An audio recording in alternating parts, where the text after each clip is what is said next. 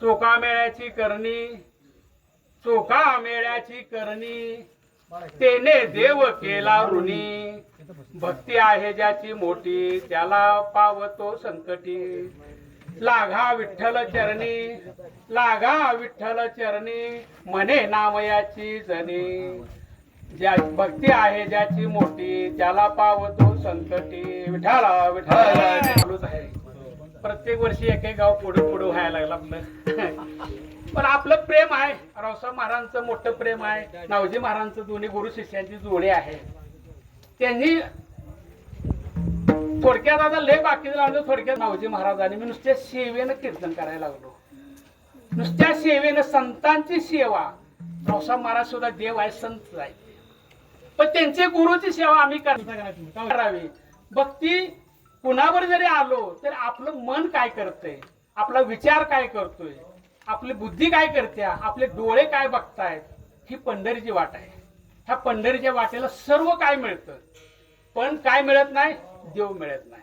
काय मिळत नाही, बिस्किटच्या पोड्याकडे ध्यान, ह्याच्याकडे ध्यान, त्याच्याकडे ध्यान. सोहळ्याला मी आम्ही बघतो का ना, सोहळ्यापेक्षा हा हरिपाठ आहे. कंटिन्युअस काम तुम्ही चालते. तुम्ही मागल्या 2 वर्षापूर्वी बघितलं मी शाळगावात पावसात उभ्या धारत सगळे चालत आला होता.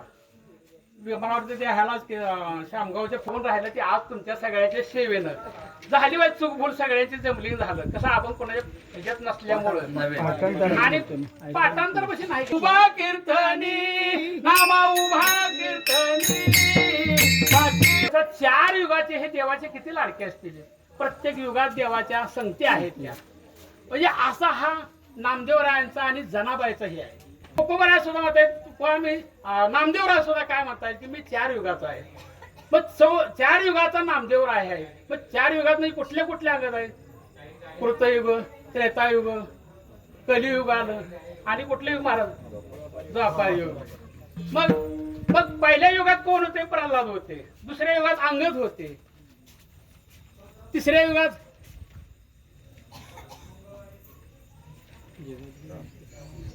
झालं कोणा तुकोबराय झालेली.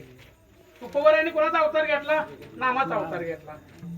म्हणजे तुके कोणाचा अवतार आला, तो नामयाचा अवतार आला. म्हणजे असे हे तुकोबरायांचा अवतार आहे.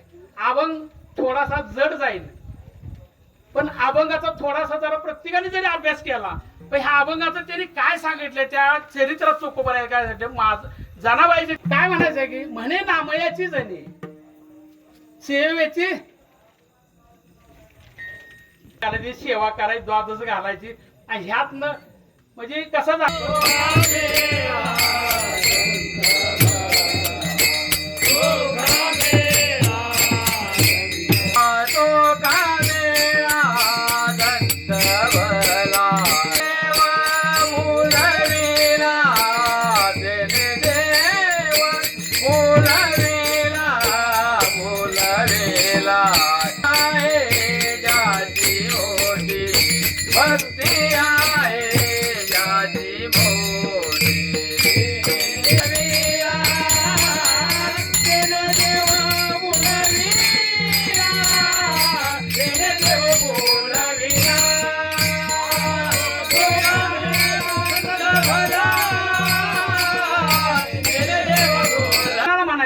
आपल्या गावात जर समजा आता अमित महाराज आपण तो भला पुरुष आहे बरं का, तो भला माणूस आहे किंवा भला पोरगा आहे. भला म्हणजे पवित्र आहे. आणि चोका मेळा संत भला, तो भला आहे. भला म्हणजे पूर्ण काय म्हणते, तेनं देव भुलविला. मग भुलविला म्हणजे कोणी भुलविला, पकवाजवाल्यांनी भुलविला का, टाळकऱ्यांनी भुलविला का, वारकऱ्यांनी भुलविला, कुणी भुलविला देव.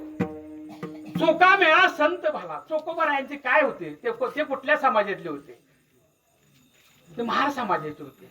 म्हणून ते जोहार मायबाप जोहार.